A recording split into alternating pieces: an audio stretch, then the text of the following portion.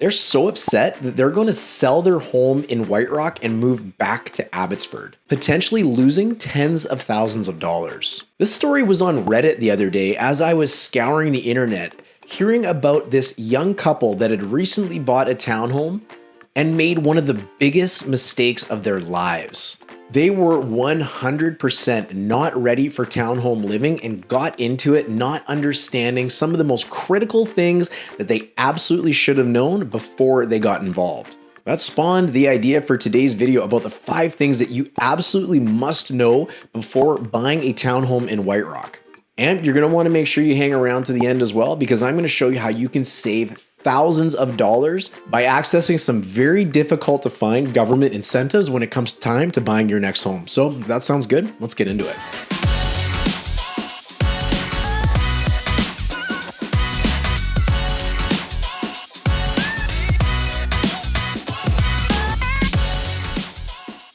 Hey, my name is Darren, team leader with the German Group and realtor with McDonald Realty in Surrey, BC.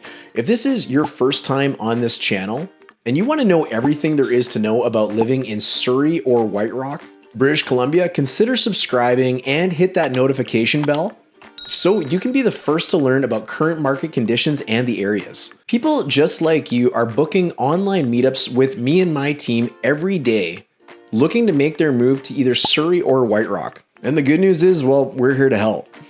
Whether you're looking to make your move in 9 days, 90 days, or even 9 months from now, feel free to use the link to set up an online meetup with me and my team, and we'll be happy to discuss how to make your move to either Surrey or White Rock the absolute best that it could ever be. So back to our story, this couple was upset, like really upset, so much to the fact that they're considering selling their townhome, which they think was a humongous mistake, and moving back to their detached home in Abbotsford.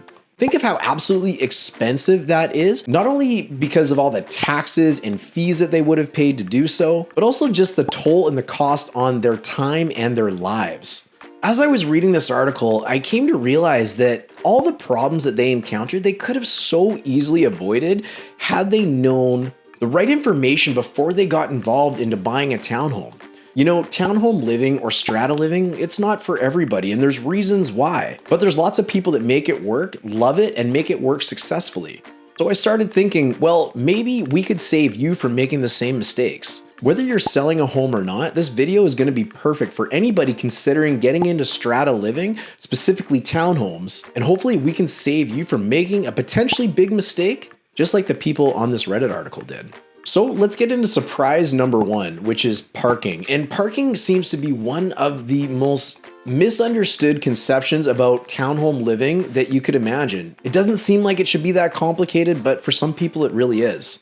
Many people have more vehicles than they have parking spaces in their townhomes, and they're always trying to come up with creative ways on what to do with those vehicles. Most townhomes in White Rock come with 2 parking spots, not all of them, but most of them, and sometimes you can even find one with more. Maybe they have a driveway on top of the garage area where you can park multiple vehicles, but for the most part, there's usually only 2.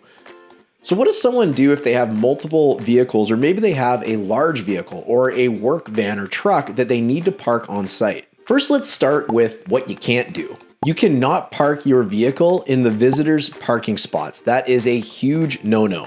If you have a longer vehicle, like a big truck, you cannot have your truck or your vehicle overhanging off your driveway onto the common roadways. The Strata is never going to allow that. You also can't park on the common roadways in front of your unit. That common roadway is for everyone to share. So what does somebody do if they've got an extra vehicle that they need to park on site, now knowing that these are things that you can't do? One of the best solutions we find people that have these extra vehicles will do is to find a street-facing unit. This is one where their backyard actually opens up into the front onto the fronting street. Pending there's parking out there, and the parking's not always guaranteed because it doesn't belong to anybody, it just belongs to the general public. We find that anyone with an extra vehicle or an oversized vehicle finds these units the most attractive because they can now park their vehicle right in front of their window and see their car or truck. You also could consider finding a townhome with a larger driveway. Oftentimes you can find a townhome that has at least one parking spot in front of the driveway, if not two, and they are definitely out there. So be sure to take a look if you have parking needs that exceed what's available in the garage. Let's get out of here to go talk about number 2. Next on our list is contributing to major expenses. Without getting into the details with terms like limited common property or common property, I want you to think about buying into a townhome complex generally. Is very similar to buying into a business. There's lots of people making decisions, a ton of things to consider, big numbers coming in related to income and big numbers going out related to expenses, maintenance, and otherwise. You would never buy into a business without doing your homework. And you should never buy into a townhome complex in White Rock without doing your homework as well. You're going to want to consider that everything happening within the complex could be your problem. This includes leaks, vandalism, graffiti, all the repairs, all the replacement needs, you name it, all major replacement costs could cost you money. The top things on this list could be things like roofing issues, siding issues, windows and the replacement of them, repiping the domestic hot water, and even similar or smaller things like balconies and fences. You do not want to get caught opening your wallet to contribute money towards an underfunded, poorly managed strata complex. So how do you get in front of this and make sure that you don't get surprised with a big financial bill, possibly one you can't afford to pay? Well, this would be avoided by reviewing a minimum of 2 years of strata documentation, reviewing the strata's financials, and also reviewing their depreciation report, a 30-year planning tool disclosing the estimated remaining life and replacement costs of the strata's assets. And if you don't know what you're doing in this case, you definitely want to make sure that you hire either a professional company to help you or a very qualified realtor to help explain them to you. Additionally, you could consider checking out our Strata Basics course to learn even more about this topic, so I'll leave a link in the description of this video for you to check it out.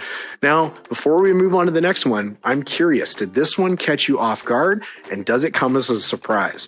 Let me know in the comments if this is something that you even considered, and let's move on to the next item on our list. Number 3 on our list is insurance claims, and this is something I really want you to pay attention to because it burns a ton of homeowners. So often people move into a townhome and think that the strata has insurance, so they don't go and get their own personal insurance, simply leaning on what is provided with the strata or by the strata. This is a very fast way to lose a lot of money, and here's why. Strata deductibles are huge. In fact, this became a huge problem with strata deductibles right as the COVID-19 pandemic was sinking in. So it made the news for a few days, but as COVID took over, it kind of faded to the back and was just happening behind the scenes quietly. The deductibles for strata complexes increased incredibly. On average, we used to see the deductibles to use the strata insurance maybe in and around $25,000 to maybe even $50,000 on a high side, whereas now we see deductibles as high as $300,000. What that basically means is if for whatever reason there is a claim, the person that created that may be on the hook to pay the first $300,000 before the strata's insurance will kick in. Can you imagine being on the hook for $300,000? So the deductibles are huge. And the other thing that you may not be prepared for is maybe your neighbor has a loss experience, something that wasn't even caused by you. Did you know that you could be on the hook for your own repairs? So what's the solution to this? How do you make sure that you are prepared? Well, number 1, you want to have your own insurance. This is going to protect your own individual claims. It's going to protect the contents of your home, and it's also going to help buy down the strata's deductible if it is crazy high. But even if it wasn't crazy high, let's say it was only $25,000, your own personal insurance would help buy down that $25,000 deductible to, let's say, something more manageable, like maybe only $1,000 deductible, where your insurance company will take care of the numbers between $1,000 to $25,000, and anything exceeding that would now fall on your strata's insurance. You need to carefully review the strata's insurance documents with your insurance provider to make sure you're adequately covered. And if you're a tenant watching this as well, maybe you're thinking of getting into buying your own home, you need to make sure that you have tenant's insurance on the property you're renting as well, because the homeowner's insurance likely does not cover you. There's your little tidbit. Before we jump over to number 4 though, I want you to comment below and let me know if you even thought about insurance being a problem when you bought into a townhome. Okay, let's hit the road one more time here. Now it's time for us to talk about noise and more specifically noise transfer between units. Obviously, living in a townhome or even a condominium, you're going to be living with other people, if not above and below you, but at least beside you. Noise transfer is one of the biggest reasons that people try and avoid living in a condominium and gravitate towards a townhome. But sometimes townhomes can be just as bad. You need to be prepared to deal with the neighbors blasting the TV, the thumping of feet as they run up and down the multi-levels of stairs, early morning music, and late night entertaining. You're sharing walls with other people, and it really shouldn't come as a surprise that there's gonna be noise transfer. So what does a would-be home buyer like you do to mitigate this problem as best as possible so you can be happy with the home that you choose? Well, a few solutions you could consider is, budget permitting, gravitating towards an end unit. This means that you are sharing at least one fewer wall with a neighboring unit, essentially preventing noise transfer from another angle of your home. But let's say your budget doesn't permit to spend the extra money on an end unit. Our recommendation always to the home buyers we work with is that once you find the property that you would like to write an offer on, consider knocking on the neighbor's door to introduce yourself and say hello. While it may be a short meet and greet, you may get an initial sense as to who may be living in the neighboring units, how big their families may be, the age of the occupants, and more. Furthermore, you also may consider visiting the unit you're going to buy a second time, perhaps at another time of the day, like dinner time or on the weekend. You may get a very different experience visiting the home at different times of the day. Before we move on to our last one, leave a comment below and let me know if this is even something you had considered before, and if there's a possibility of any other ideas on how you might mitigate noise transfer between units so anyone watching this video can absolutely love the home that they move to and choose in White Rock. The fifth and final item on our list is the rules and bylaws of a strata complex. And I'm going to tell you something. I got to be deadly honest with you here. The rules and bylaws of a strata, well, they're there to protect your neighbor and you. So as an example, if your neighbor, maybe they're a little bit of a jerk and they like to have loud parties and be noisy and do things in their unit that they're not supposed to be doing, well, those rules and bylaws are there to protect you from that. But those rules and bylaws are also there to protect your neighbor if you're doing the stuff that's wrong. I find oftentimes people don't love condos and townhomes because they don't like following the rules. So you want to make sure you know these before you get involved into buying into a townhome. And the list of rules probably will really surprise you. There's rules around parking. There's rules around noise. There can be rules about who's responsible for the replacement of the windows and the doors. What about yard upkeep? What about gardening? What about who you can use as an internet provider? What about window coverings or using door cameras or just even doing renovations within your unit? You better believe that there's rules and bylaws on all of these things, and you need to understand them before you get involved into owning a townhome in White Rock. Of course, the solution to this is reading those rules and bylaws in detail and getting professional help in understanding them if there's something in there that you don't understand. Does that surprise you? Leave me a comment below and let me know if that's something that kind of catches you off guard, even just in the fact of the sorts of things that there's rules and bylaws even existing for. So as we begin to wrap this up, I want to acknowledge that we may have been able to save this couple from making a mistake, from buying a townhome and absolutely regretting everything about the purchase. Since we can't help everybody, well, hopefully this video is going to help you. So I'm going to ask you for a couple things before I show you how we're going to save you a little bit of money. Number one, if you found value in this video, please consider subscribing and liking the video. The reason I'm going to ask you to do that is twofold. Number one, you're going to get alerted anytime we release a new video, helping you become a better homeowner or a better home buyer.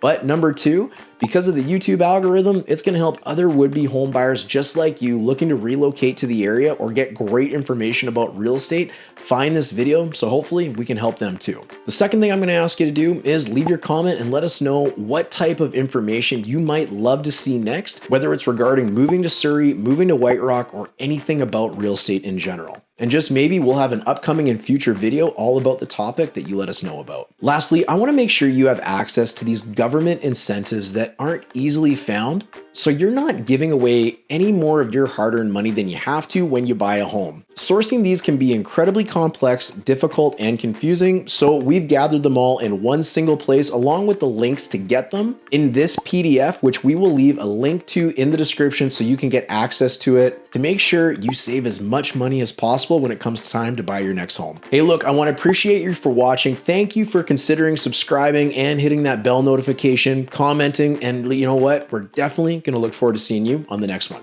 Cheers.